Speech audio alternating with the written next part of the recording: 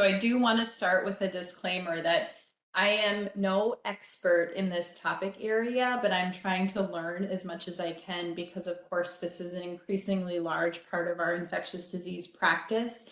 And I want to do better for these patients and be more intentional about implementing shared decision making when I'm consulted on these patients.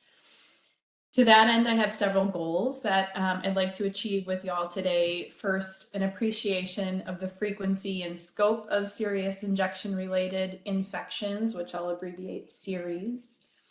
To practice perspective taking and better understand the motivations of our patients who inject drugs while they're in the hospital. To better anticipate patient-directed discharge and begin to incorporate contingency planning early in the hospital admission. To consider some novel antimicrobial strategies for SERIES, including long-acting lipoglycopeptides or the long-acting injectables, and partial oral therapy for injection drug use infective endocarditis. And at the end, review the components of a very comprehensive model of care for SERIES out of Jackson Memorial in Miami. So first, to begin with just two disclosures, I do have a grant from Merck looking at the influence of gender bias in the practice of antimicrobial stewardship. And by virtue of the novelty of what I'll be discussing today, I am discussing off-label or non-approved uses of antibiotics.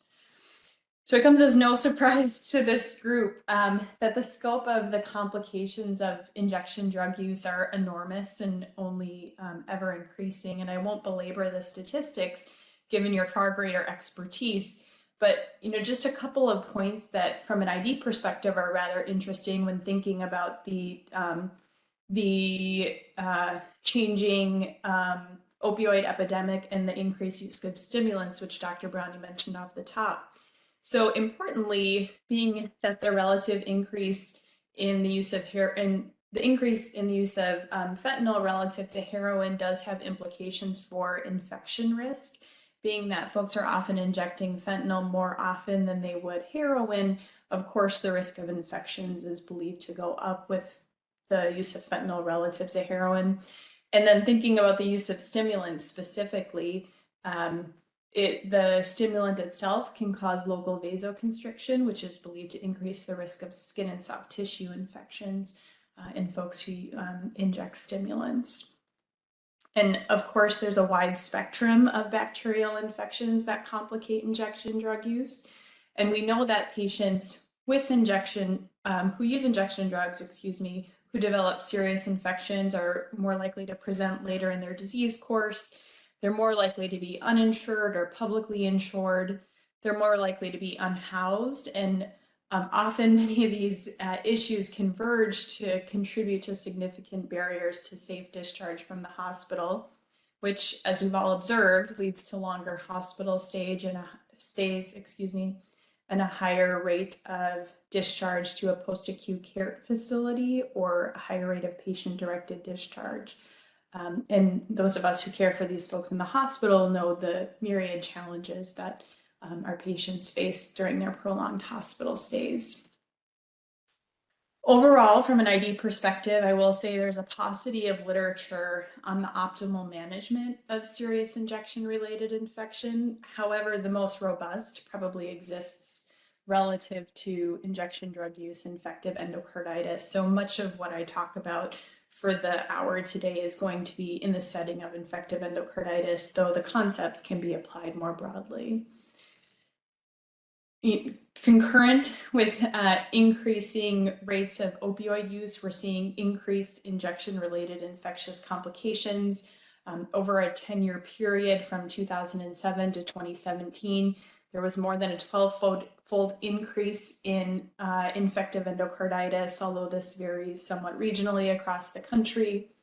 These folks tend to be younger than our usual patient with infective endocarditis, with a mean age of 38 relative to a mean age of 50, tend to be fairly matched, male to female. As I mentioned previously, they're more commonly homeless, with a rate of about 20% of patients with injection drug use associated endocarditis being unhoused.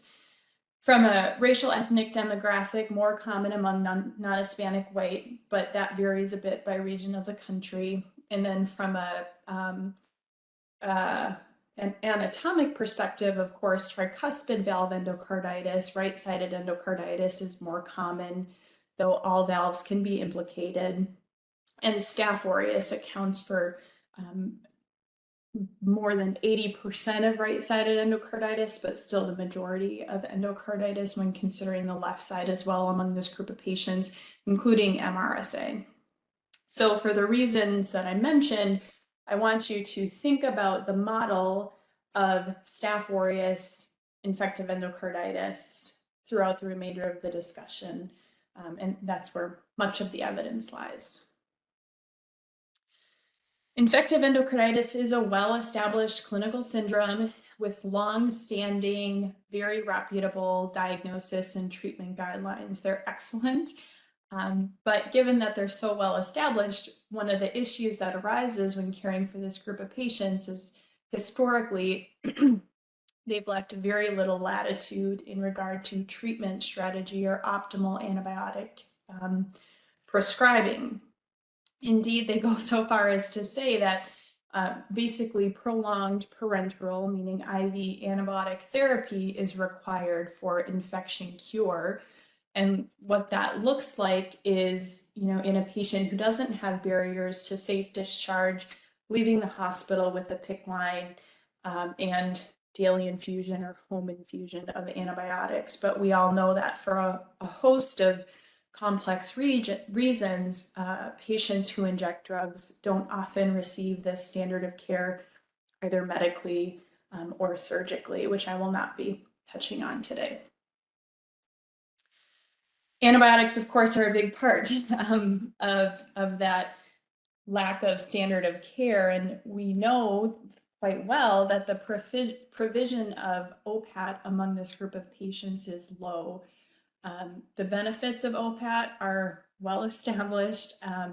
Certainly, chief among them negates a prolonged hospital admission, which can be associated with feelings of isolation, financial and social challenges, not to mention the risks of nosocomial infection that arise for folks who've been in the hospital for a long time, or from a health system perspective, the opportunity for freeing up beds or saving costs. Despite these obvious benefits of OPAT, as I mentioned, the barriers among this group of patients leads to low utilization. And these are the results of a nationwide survey of infectious disease physicians that was conducted in 2017. So the pandemic has certainly influenced OPAT prescribing practices, but 2017, the majority of infectious disease physicians did not feel comfortable administering OPAT either in the home setting or infusion center setting among patients who inject drugs. There are barriers at, of course, the system level, the clinician level, and the patient level. Certainly a barrier that applies in our system, but not just our system, is the policies that are in place for some of the services that we work with. Home health and infusion centers often have policies in place that prohibit the enrollment of patients who are actively injecting drugs. From the standpoint of the clinician, there are certainly legitimate concerns about the safety of home OPAT therapy, but also clinician decision-making, quite frankly, as we all know, is affected by both implicit and explicit biases. And then from a patient standpoint, there are several barriers that need to be addressed in concert with their infection to allow safe consideration of OPAT. So often these barriers converge to lead to the recommendation for folks remaining in the hospital for the duration of their prescribed IV therapy, which is often 4 to 6 weeks or longer, depending on their extent of infection. Because of the challenges that they experience in the hospital, we do see a high rate of patient-directed discharge, which we know negatively impacts outcomes. Based on a nationwide sample of patients with injection drug use-associated endocarditis, there was nearly a 4-time greater risk for patient-directed discharge relative to those with endocarditis who do not inject drugs.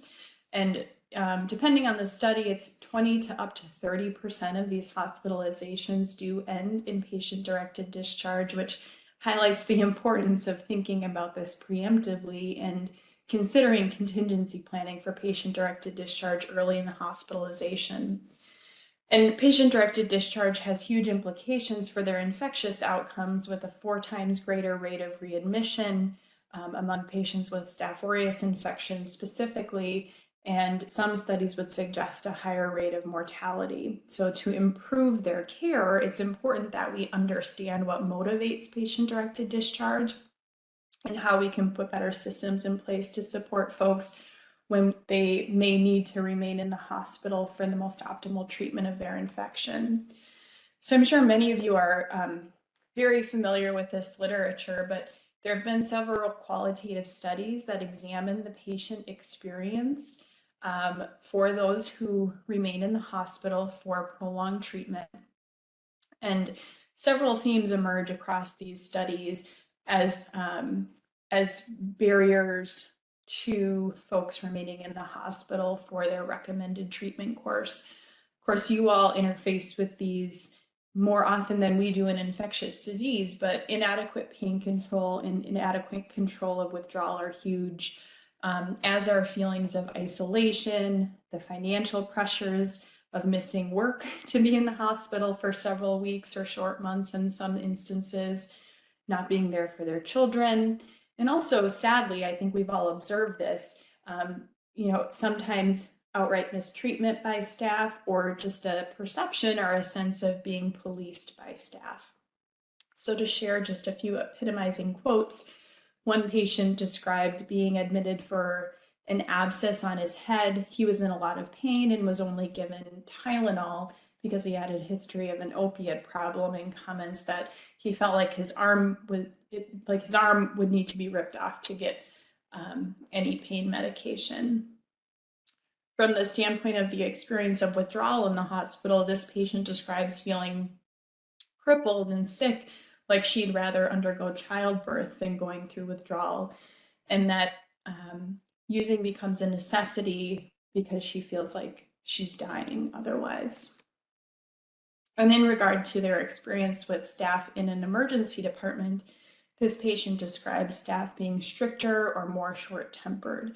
So I think we can all reflect on folks we've cared for who have had these experiences, and knowing some of these motivations and experiences that often lead to patient-directed discharge, there are several things that we can work towards to improve the experience and increase the likelihood that these folks are able to be retained in care, such as educating staff to provide non-judgmental care, to offer personal choices to folks when they're in the hospital, to offer access to medication for opioid use disorder, to have staff that have an understanding of substance use disorder, to work together to coordinate care and to provide timely care, to offer peer support when possible, and also to effectively manage withdrawal and comorbid mental health disorders. And the best way to achieve this, of course, is by all working together in multidisciplinary care models, not just physicians in infectious disease and hospital medicine and addiction medicine, but of course our critical staff that support these folks from a case management or social work standpoint. Discharge planning is key to this. Our pharmacists with expertise in medication interaction. So really it's an all hands on deck to improve the care of these folks. And I'd like to highlight just a couple of examples of this being done well throughout the country. The first is from OHSU, which y'all might know and expect is quite progressive in their support structures for patients who inject drugs. And this pilot program called Options DC was a multidisciplinary regular standing care conference that reviews patients with injection drug use associated endocarditis using a standardized conference tool that's facilitated by the OPAT nurse.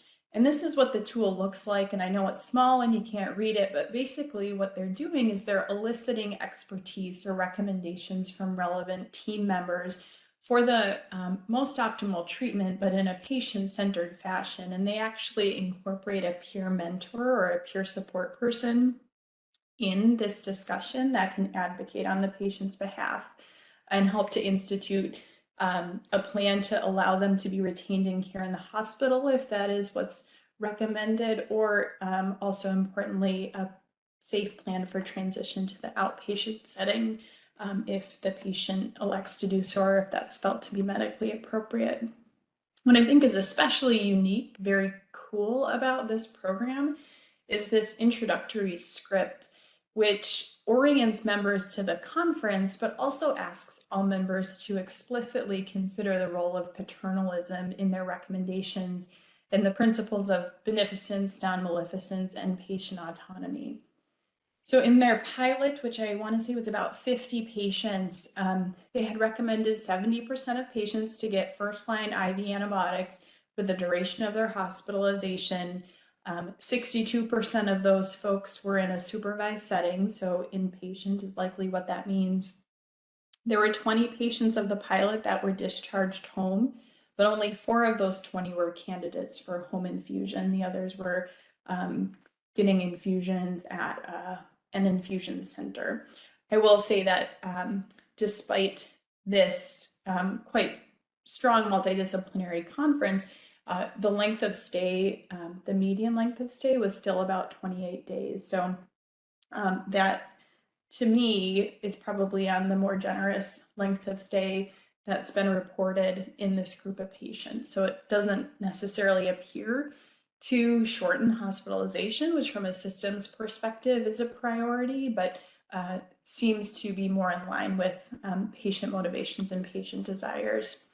Similar program at Massachusetts General Hospital, multidisciplinary program with infectious disease, addiction medicine, cardiology, cardiac surgery, and actually incorporating the patient's primary care provider, where they ended up recommending valve surgery for about a quarter of patients, which is almost twice as high as what's been reported in national samples. So I'd call that a win, certainly, and a high rate of folks discharged on medication for opioid use disorder. And you all are the most important piece of this puzzle. I saw a quote from Ellen Eaton recently, who does this work out of University of Alabama at Birmingham, and she actually describes addiction care as the source control for a serious injection-related infection.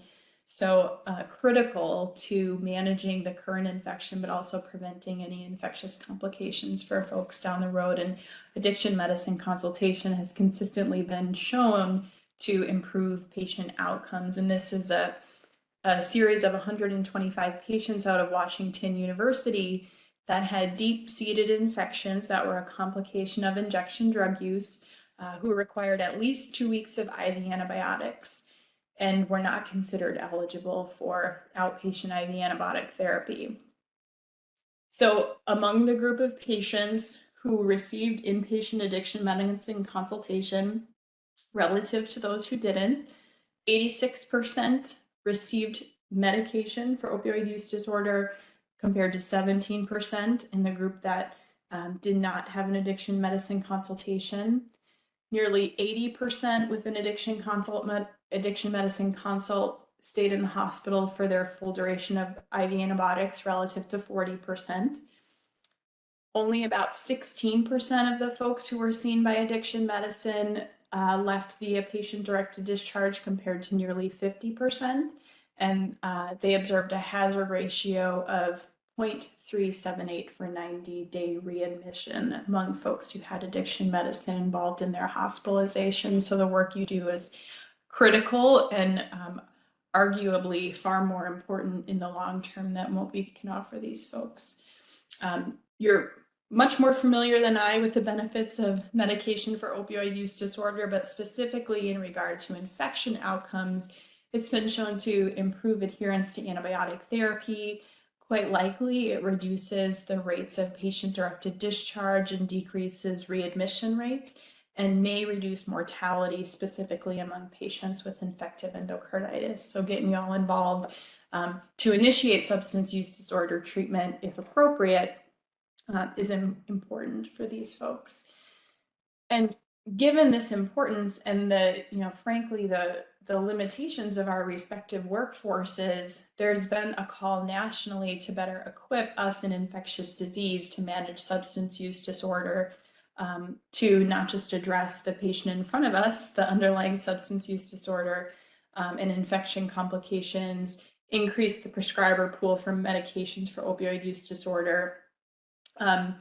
There's a call for all infectious disease fellows as a part of their routine curriculum to have some training in substance use disorder. There's a call for the Infectious Disease Society of America, or the IDSA, to support addiction research and education, and nationally to improve funding for research in addiction medicine, its infectious complications. And there are a growing number, certainly at least these 3 universities, who have a combined addiction medicine and infectious disease fellowship. And I think we're only going to see the numbers of those programs grow. So, of course, an integral part of the care of these folks and of the multidisciplinary teams is us in infectious disease. And often we are the drivers of the care management plan, particularly when no cardiac surgery is planned. So I am going to present some novel antibiotic strategies, but as a disclaimer, these are not yet considered standard of care.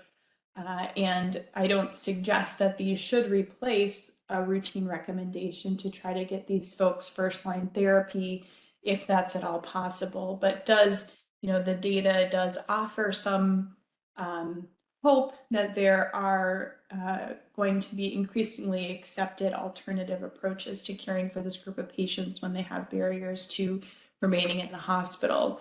And really, that's been evidenced by this newly born scientific statement. This actually just came out last week from the American Heart Association, conceding the difficulties of retaining folks in a supervised setting for standard of care IV antibiotic therapy, and reviewing the evidence and offering some flexibility in using long-acting injectables and partial oral antibiotic therapy, which I'll talk about with our time here today.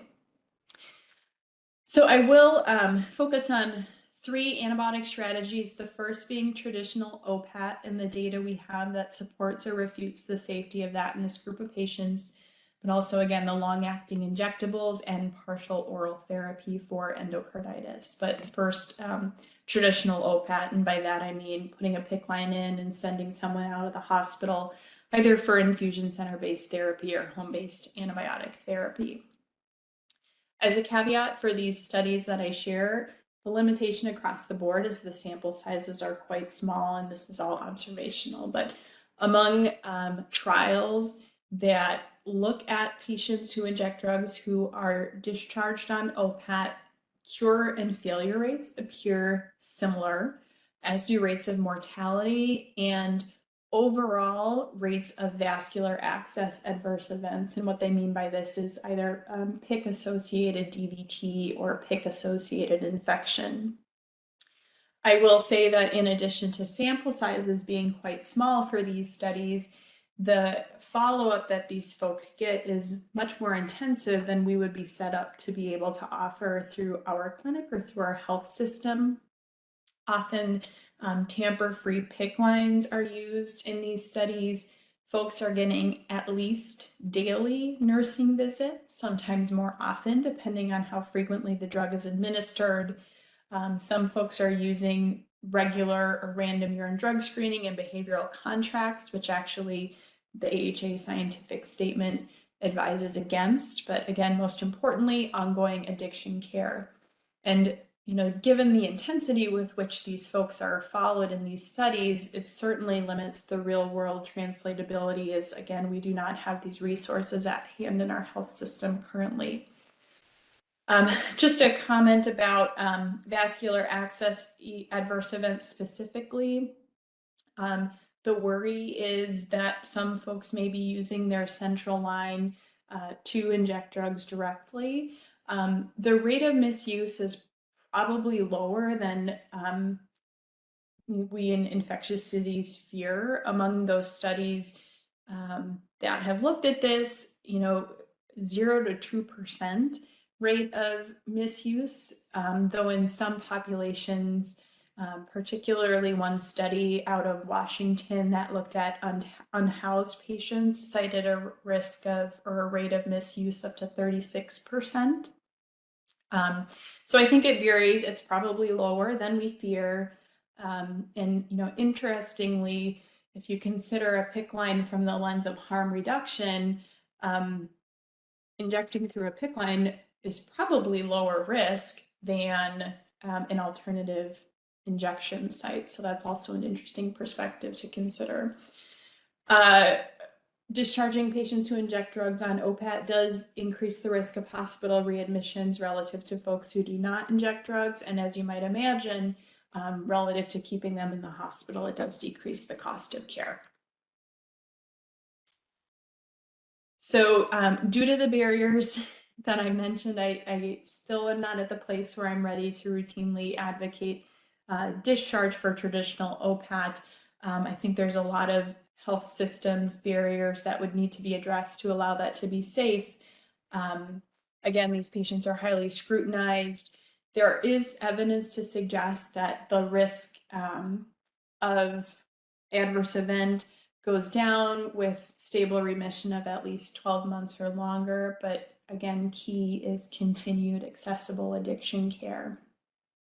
This tool probably looks familiar to those of you here today.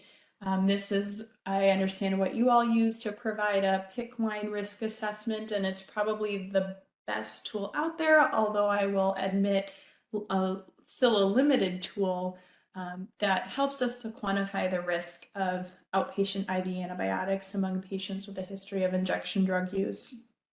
This was piloted at UAB. The first publication was of 34 patients who were, after applying these criteria, stratified as low, moderate, or high risk. If someone was identified as low risk by application of this tool, they were considered a candidate for discharge home with a PICC line. Those who were at least moderate risk were recommended to remain inpatient. And in that small pilot of 34 patients, they found no difference in readmission rate. They did also repeat, they published further on this tool with a cohort of 37 patients, looking solely at the financial impact of it. And as you might expect, getting some of those low-risk folks out of the hospital did decrease direct cost to the institution by about 33% relative to a patient who remained in the hospital. I did speak with Ellen Eaton a few months ago about how this tool is still being utilized at UAB and some limitations after a widespread implementation. She said that there's still really good uptake among their infectious disease group. There's no hesitation in using this, but she readily admits that there's still a high loss to follow-up and poor retention and follow-up care that I think we all have to acknowledge is a real risk, particularly in this group of patients, if we were to recommend more routinely their discharge from a supervised setting. The scientific statement from the AHA also it says there are some situations where you would consider these novel antibiotic strategies and comments on the use of traditional OPAT in this group of patients, but recognizes that there does need to be robust screening and resources available to allow these patients to be successful outside of the hospital. And they really comment on, again, some of the systems issues that I discussed previously. Are there home infusion services and home health services that are willing to enroll this group of patients? Do they have access to treatment for their substance use disorder? Has anyone spoken with them about how they feel a PICC line might or might not influence their cravings and their use pattern? From a practical perspective, patients need to be able to consent to a PICC line, and they need to be able to demonstrate in the hospital that they can safely safely administer their drugs and safely maintain their PICC lines. So that's certainly a logistical consideration. And then do they have the support outside the hospital to continue to be retained in care in the outpatient setting? So do they have safe housing? Do they have running water? Do they have a telephone where they can be called at or return calls from? Do they have transportation or the resources to get transportation to get to their sometimes daily infusion center appointments or their infectious disease follow-up? So certainly there's a lot of work to be done to better equip this group of patients for success outside of the hospital. And, institutionally, what would we need to put in place to accommodate a traditional OPAT program?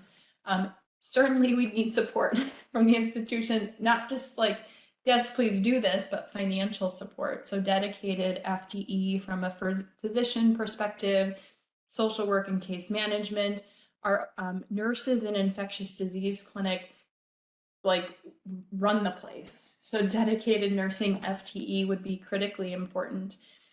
Having support for convening multidisciplinary care teams, close follow-up with addiction medicine, and access to regular addiction medicine care, discharge planning to consider those social barriers that I referenced on the previous slide, close, frequent outpatient follow-up, likely more frequent than we typically plan for in our infectious disease clinic, and a patient who is engaged and a patient with good social support.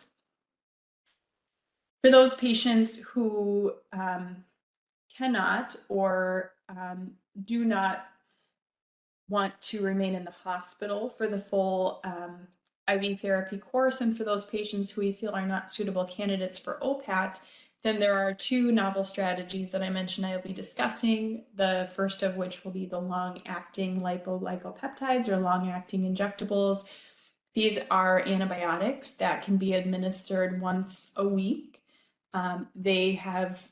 Think about them as like having a similar spectrum to vancomycin, although iridovancin specifically can be used in some instances of vancomycin-resistant infections, but in general, gram-positive coverage, think about it like a vancomycin or a daptomycin. The only indication for which they are FDA approved is skin and soft tissue infections. So anything we would, any deep-seated infection we would use these for would be entirely off-label. Dalbavancin has been studied prospectively in the care of osteomyelitis, of diabetic foot associated osteomyelitis, and also catheter-related bloodstream infection. But iridovancin, the prospective data is solely in skin and soft tissue infection.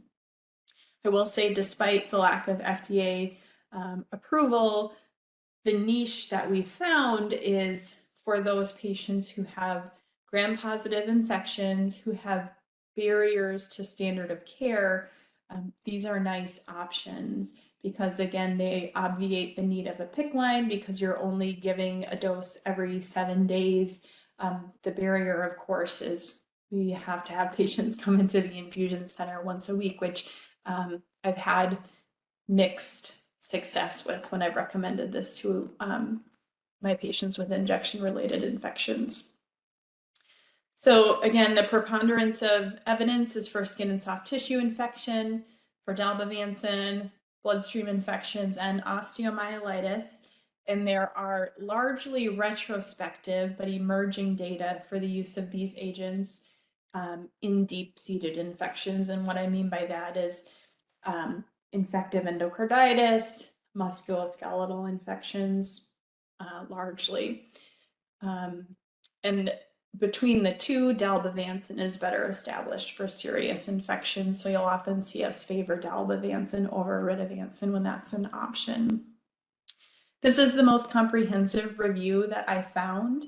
This is from 2020, a systematic review of 9 studies that included only 128 patients with deep-seated gram-positive infections. And what they observed among these studies is that the the vast majority of the cases used either dalbavancin or oritavancin as consolidation therapy. And by that, I mean folks received on average at least 2 weeks of standard of care IV therapy before being transitioned to one of these agents. The median success rate for infective endocarditis specifically is only about 64%, though when patients who inject drugs were excluded, that increased to 90%. And I think what that reflects largely is retention in care and loss to follow-up. And overall, among these 9 studies, there's very limited comment explicitly on this patient population. This is a more recent scoping review from 2021 that looked at dalbavancin as predominant therapy. And what they mean by that is dalbavancin that was used for more than half of the prescribed course. So if it was a 6-week course, dalbavancin was used for at least, dalbavancin was used after antibiotics. Let me restate that. The standard of care antibiotic was used for no more than 14 days before transition to dalbavancin. There you go. That's what I was looking for. So again, standard of care therapy provided for at least several days, but in this study, they looked at dalbavancin being at least half the course with an antibiotic ahead of it or before it being administered for no more than 2 weeks. This is a series of 144 cases.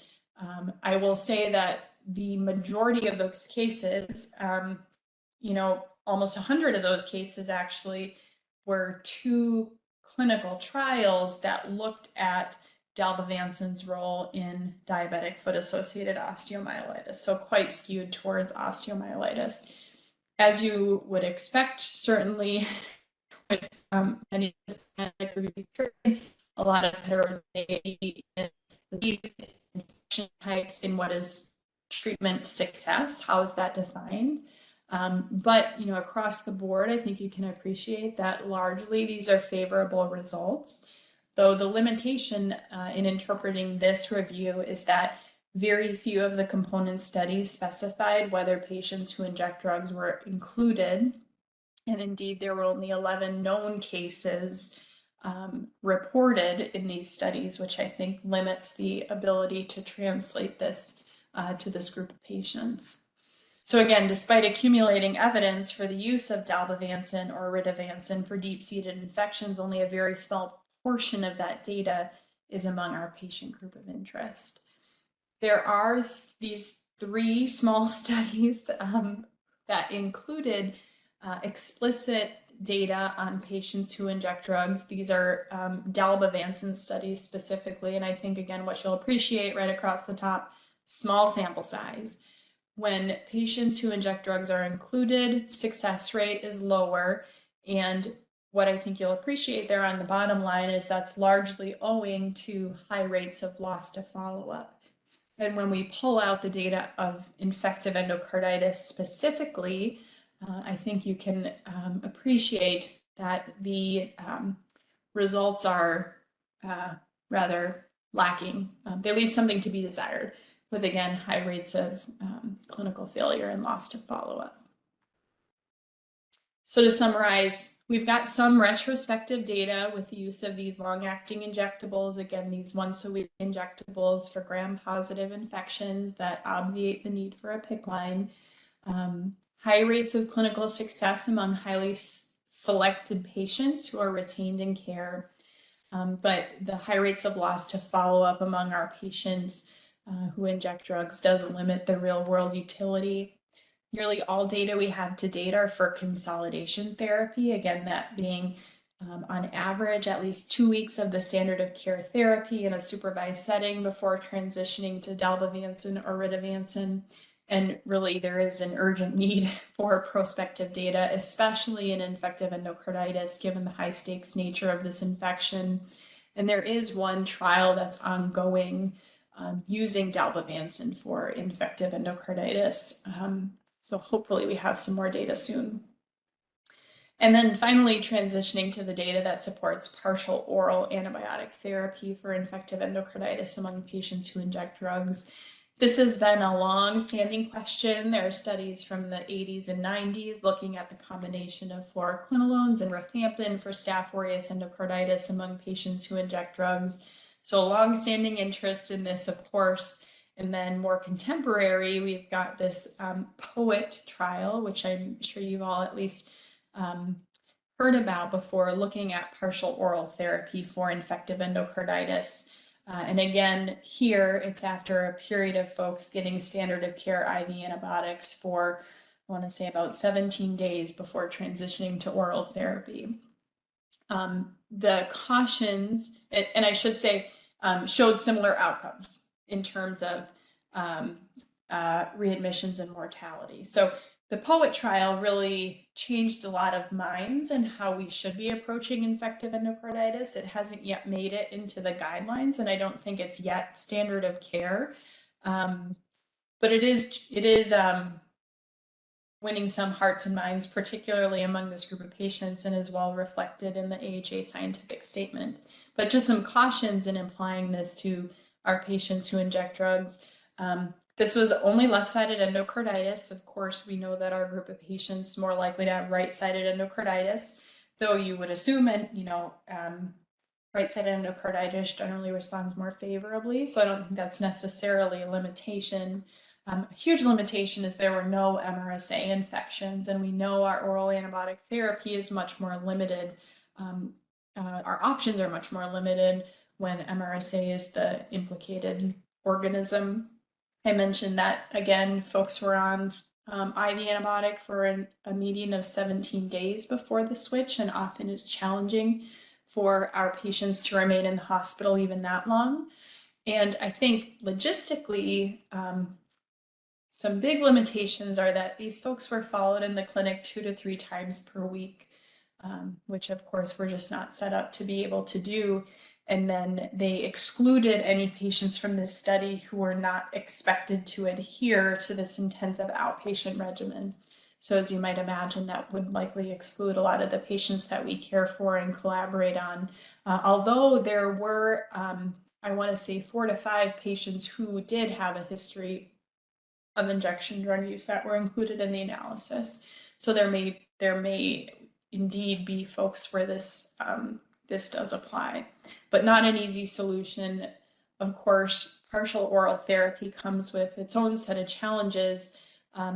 As we know, this group of patients often presents later, and their infections are often more severe, where transitioning to oral therapy, particularly earlier, might very well compromise their infectious outcome. They've got, often comorbid psychiatric conditions that may not be optimally controlled, and then, a whole host of social challenges that would make this difficult as well. So in no way is this an easy road, but it is, again, an option for our patients who have barriers to remaining in a supervised setting. There's a group out of Wash U in St. Louis led by Laura Marks, who publishes a lot in this realm, and she's done a lot of really important work. I think, primarily how I would distill it is establishing that when patients leave the hospital, they should get oral antibiotics. They shouldn't be withheld oral antibiotics because they're leaving AMA or going via patient-directed discharge. I think that the work she's done really helps to validate that withholding oral antibiotics for people who are leaving the hospital despite our recommendations is not ethical. So the studies I present here, really just to summarize, are showing that patients who leave the hospital after, again, about a period of 2 weeks having received IV antibiotic therapy, if they leave with pill antibiotics, they do fairly well and often comparable to those patients who remained in the hospital on IV antibiotics their entire regimen, but clearly do much better than folks who leave the hospital without oral antibiotics at the time of discharge. So deep-seated infections among nearly 300 patients in St. Louis, again, compared full treatment inpatient, partial oral therapy, or no oral therapy at the time of discharge. again, what you can see is those top two lines, not that different. People who stayed in the hospital versus those who left with pill antibiotics. This is readmissions, 90-day readmissions. But that blue line is folks who left the hospital without oral antibiotics. And as you can appreciate, do not do as well with higher rates of readmission. Same group out of WashU who looked at Barnes Jewish Hospital as well as two rural affiliates to which they provide telemedicine services. Again, deep-seated infections, so musculoskeletal infections, endocarditis. And the purpose of this study was to evaluate a really robust program that they put into place to support patients who undergo patient-directed discharge. So they've got services for this group of patients in the hospital at the time of patient-directed discharge and then following discharge.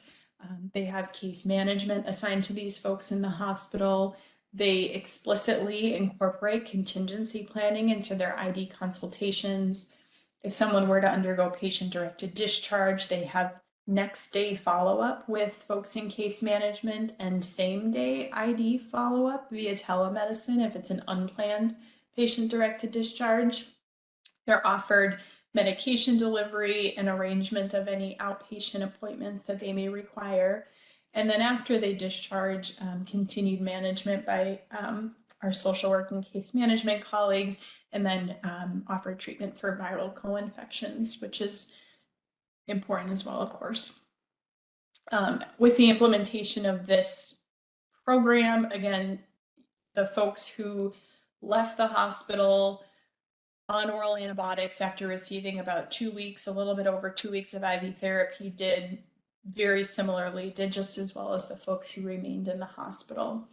No difference in post-discharge medical care utilization, meaning no difference in readmissions, basically. But I think I'd be remiss not to point out the high resource investment that a program like this would require. A more frequent infectious disease follow-up than we currently have in our model, intensive follow-up with case management, health coaches, peer supports, and direct financial assistance. So we know that time and money really is what would be required to offer such intensive support. So to summarize, what I think Laura Marks out of WashU has really established is partial oral therapy is definitely better than partial IV with no oral therapy.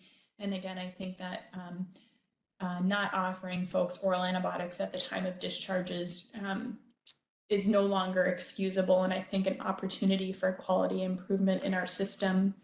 We, from an ID perspective, certainly could improve on our explicit communication about contingency plans at the time of initial consultation. But again, adherence concerns, much like there are adherence concerns for the long-acting injectables, and as I mentioned several times, best when paired with substance use disorder care and multidisciplinary care teams. So we talked about traditional OPAT, long-acting injectables, and partial oral therapy. Certainly these more novel approaches being better supported by the AHA scientific statement, but they do continue to explicitly recommend standard of care when that can be achieved for these folks. Running a little bit short on time, but harm reduction relative to infectious disease, I'm sure y'all are familiar.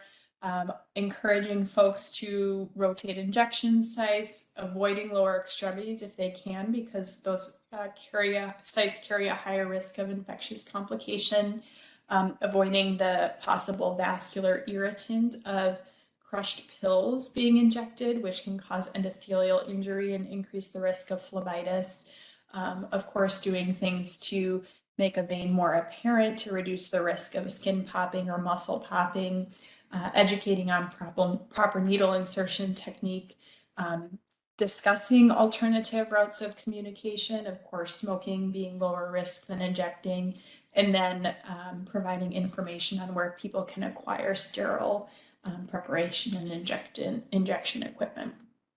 This is I imagine you all have seen this before, but at harmreduction.org, there's this safety manual that you can just print a PDF. if you've got an interested patient that goes over harm reduction for infectious diseases. I will just briefly talk about this model of care out of Jackson Memorial in Miami, because I think they are much further along than most places across the country. This is a team led by a medical director and a nurse practitioner who is available by mobile phone to all patients who are expected to require more than 7 days of antibiotics for an injection-associated infection. They visit patients in the hospital and give them naloxone and, of course, the team mobile phone. And that team follows the patient across the continuum of care for up to 90 days after discharge. This is a tweet from the medical director, David Sirota, who's an ID physician at this hospital. He leads the program along with a nurse practitioner colleague. They have a multifaceted intervention, partnering with addiction medicine, connecting to outpatient treatment. They offer the full scope of therapy for their injection-associated infectious complication, although in their pilot, there were no patients that were considered eligible for outpatient IV antibiotics. So largely, they're relying on partial oral therapy. They, again, explicitly incorporate contingency planning and provide access to care for viral complications. I mentioned this, they provide care across the continuum, and if the patient is not insured, the hospital funds their care as a safety net hospital. They provide education on harm reduction, and again, have several of their colleagues involved in this care model. And preliminarily, quite successful. Of the 20 patients that they published in their pilot, 19 of them completed the entire prescribed course, although again, they heavily rely upon partial oral therapy. 85% of these folks had completed their therapy on oral antibiotics. All patients were discharged on medications for opioid use disorder, and at 90 days, 14 of the 20 were still using medications for opioid use disorder. So from that perspective, quite successful as well. And this program does highlight the priorities of this group of patients that I mentioned previously and is a model to strive for. So I will stop here after mentioning just a couple of local initiatives. I practice both at UW and at Meriter Hospital, as do several of my colleagues, where at Meriter we've begun to more explicitly incorporate contingency planning into our initial consultations. Again, emphasizing that these are not standard of care, but should be provided, oral antibiotics should be provided to these patients at the time of patient-directed discharge. And then at UW, there's the very beginnings of a work group that's looking to perhaps eventually more widely utilize outpatient antibiotic therapy among low-risk patients. And this is a photo of my colleague, Sarah Yates, who's a nurse practitioner we work very closely with at Meriter, who's championing this work. So that QR code is for my references if anyone's interested.